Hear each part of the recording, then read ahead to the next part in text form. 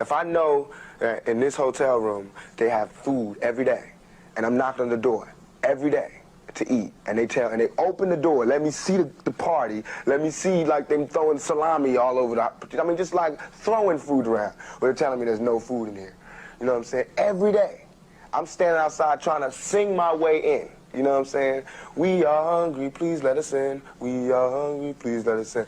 After about a week, that song is going to change to, we hungry, we need some food. After 2-3 weeks, it's like, you know, give me the food, breaking out the door. And after a year, and you just like, you know what I'm saying? I'm picking the lock, coming through the door blasting, you know what I'm saying? It's like you hungry, you reached your level, you don't want any more. We asked 10 years ago. We was asking with the Panthers. We was asking with them, you know, the civil rights movement. We was asking, you know, now those people that were asking, they're all dead and in jail.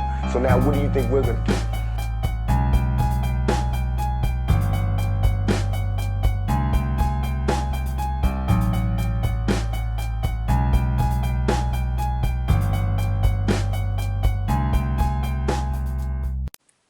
Welcome to Everyday Scripted. I'm your host, Michael Gold, and today the video is one of those what the videos.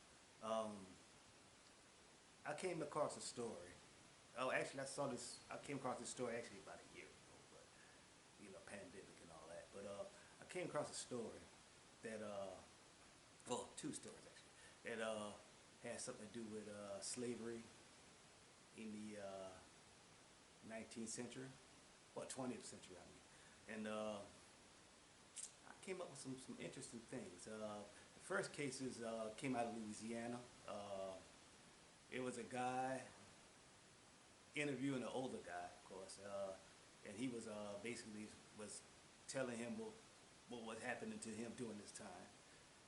And the second video is kind of like a documentary that basically was telling you about a case that happened in Mississippi in the 60s.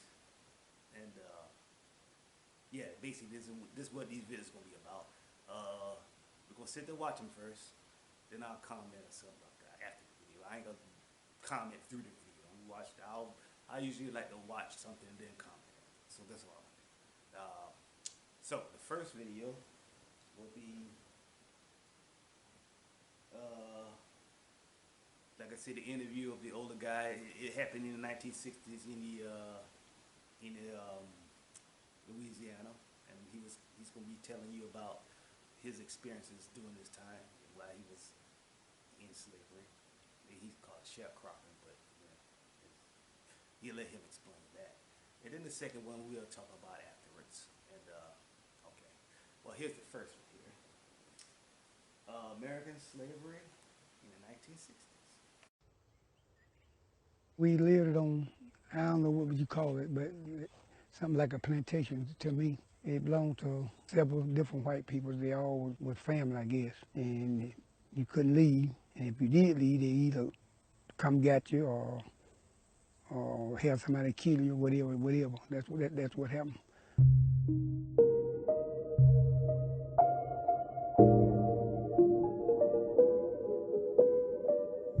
What did they do to your mother? They just had my mother, you know, the white men. You know, they just do what they wanted to do with her. And I just wasn't big enough to do nothing. If I would have been, I don't know, probably wouldn't be. And this was in the 1950s or 40s? That was on through the 40s, in the 50s, all through the 50s, and part of the 60s. So what would the repercussions be if you tried to leave or if you tried to refuse what they wanted? Back in them days, it was kind of like you had to do what the white man said or get killed. My daddy's uncle, he made him dig a grave and killed him.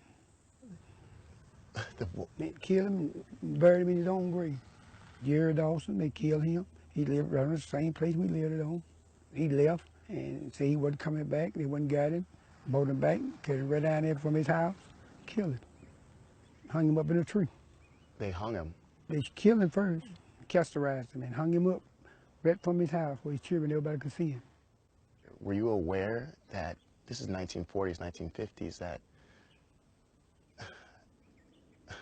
this is insane. Arthur, this breaks my heart to hear this story.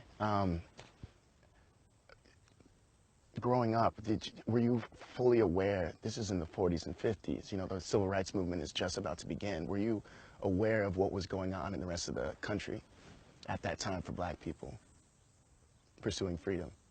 No.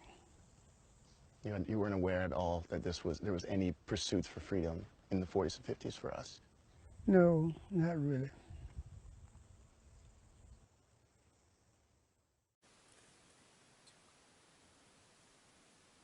Okay, well, what I have to say about this video? Well, mostly what kind of got me as far as what I heard on the video was, I guess you could say, what really got me was the fact that they didn't know anything about the civil rights movement or anything like that. So that told me right there was, okay, well, it kind of asked me to, it kind of begs the question to say, okay, how they, you know, hide these from these people, right? So, you know, I'm pretty sure they didn't watch TV because, you know, the stuff we had back then, we had certain things they didn't have back then we got now. Like, for instance, we have DVR, we have the internet, stuff like that. But back then, they did have, they had cars, they did have telephones, they had television. You know what I mean? So, it probably was getting pretty hard to do that. You know what I mean? But this kind of took me aback a little bit. Like, okay, you didn't know anything about this kind of stuff. So that tell me right there they didn't let them know. They didn't let them off the plantation at all. You know what I mean? And probably the reason why is because at that point in time they were breaking the law. So there you go. But were they breaking the law? Because there's another story I'm about to show you that that happened in the 60s that, well, you have to see for yourself, you know. But here we go. Here's the other one. This one happened. This one actually happened in Alabama. And it's almost like a documentary like I mentioned before. So, and here it is. Like I said, I posted a link at the bottom so you can check it out. Here you go. Every blue moon, I come across a story that needs some life, but frankly, nobody is ever going to ask this question for Ask Alabama. So this week, the asker is me. I ask, is it true that people were arrested for slavery in Alabama as late as the 1950s? That's a great question, asker. I came across this because someone mentioned on Twitter an old story of a couple of guys in Sumter County who were convicted for slavery in 1954. And I thought surely this was some technicality, like a couple of criminals got arrested for kidnapping and somehow a clever prosecutor managed to tack on a slavery charge. But no, this was at least two guys running a full-on slave farm in the 1950s, and this gets dark. So during the Civil War, the Emancipation Proclamation was made and slavery is outlawed in the South. With an asterisk, but if I go down every rabbit hole, this is going to be a 2-hour video.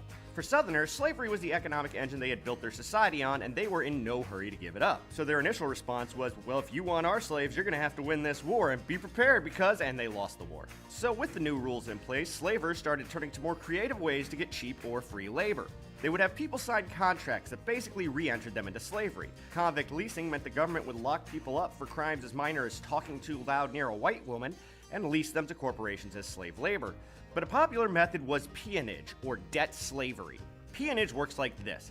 A person incurs some debt, either real or imagined, to another person and is forced to work as a slave until that debt is paid. But here's the rub. The debt never can be paid. Between interest inflating the debt and the cost of room and board being tacked onto it, it was mathematically impossible to ever pay off the debt, and presto, slave for life. In many ways, it was actually cheaper than slavery. Buying a slave could cost hundreds of dollars, but I read at least one story in the Washington Post of some guy being offered a ride, and during the ride he was offered a sandwich, which he accepted, and presto, slave for life. Anyway, peonage was outlawed in 1870, but of course the South doesn't change unless the federal government forces it to. So the practice of peonage continued unabated for decades after the Civil War, with local authorities not just ignoring it, but actively participating by having law enforcement return runaway debt slaves. But over time, the word got out and it was largely shut down, and that brings us to the 1950s and the villains of this story, Fred and Oscar Dial. So because I couldn't find any pictures of them, and because at no point do I want you to forget that they are monsters, they will be depicted as Frankenstein and the Wolfman. Fred and Oscar Dial operated a farm in Sumter County, but when the busy season started and they were low on workers, they had a plan. They traveled to nearby Meridian, Mississippi and found some guys in custody for failure to pay off some low-level fine. The Dials would pay the fine and take the convicts back to their farm to work off the debt, and presto, slave for life. And from what I've read, it seems like this happened more than once. In 1953, two such men were brought in from Meridian, Coyley Tanksley and either Herbert Thompson or Hubert Thompson. I've seen it different ways in different sources. Anyway, after over a month of working as a full-time slave, Thompson decided he had paid back the $50 he owed the Dials and tried to take off. But he was caught, and then Fred Dial had him tied to a bale of hay and forced 6 black workers at gunpoint to beat him within an inch of his life. 2 days later, he died and his body was sent to a funeral home. It may seem weird to send the body of the person you just murdered to the funeral home like it was no big deal, but in this era and this area, it wasn't looked at as a big deal. The Dial brothers had absolutely no reason to think any local authority would bat an eye about a black farm worker covered in scars from a recent beating who winds up dead.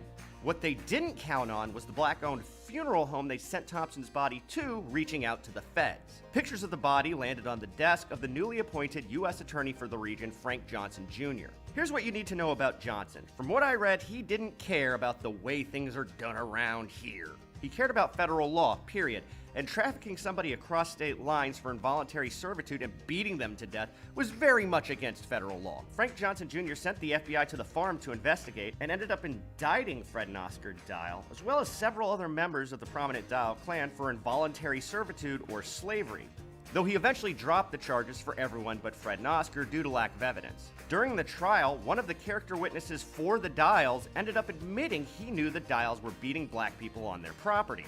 The defense attorney freaked out and called for a recess, and ended up chastising that witness for surprising everybody with his incriminating testimony.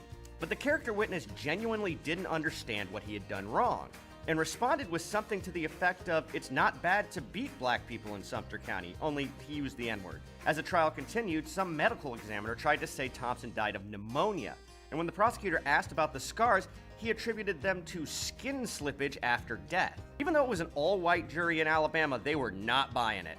In the end, Fred and Oscar Dial were convicted in 1954 of forcing people into involuntary servitude, and Fred got an extra charge for peonage. This was the first conviction of this type in Alabama in the 20th century, and one of the last convictions for slavery of this type in the United States. But the judge only ended up sentencing them to 18 months apiece, even though they could have been jailed for up to a decade. Now you may be wondering, if that's all they got for the slavery, why not go after them for the murder? Because a murder charge would be under the jurisdiction of the state of Alabama, and in the 1950s, the state of Alabama's legal system was terrible. You may also be wondering, as I have, how you have never heard about slavery lasting until the 1950s. One of the Dial brothers lived until the 1990s, meaning a convicted slaver was alive at the same time Seinfeld was on the air.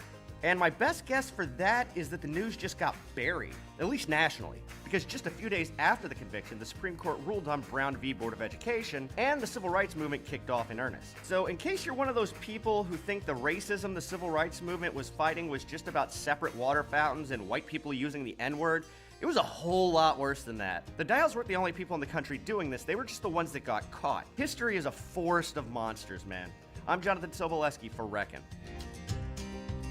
Hey everybody, if you liked this video, you can help us out by leaving a like and subscribe to the channel so you never miss a video. And if you've got questions about Alabama you want answered, you can leave your questions at al.com/ask. Thanks for watching.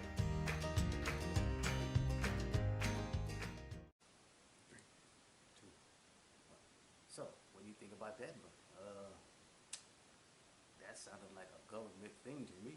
Well, implicit, you know, only because they went across state lines with that is because that's the reason why they even got caught. You know what I mean? So, yeah.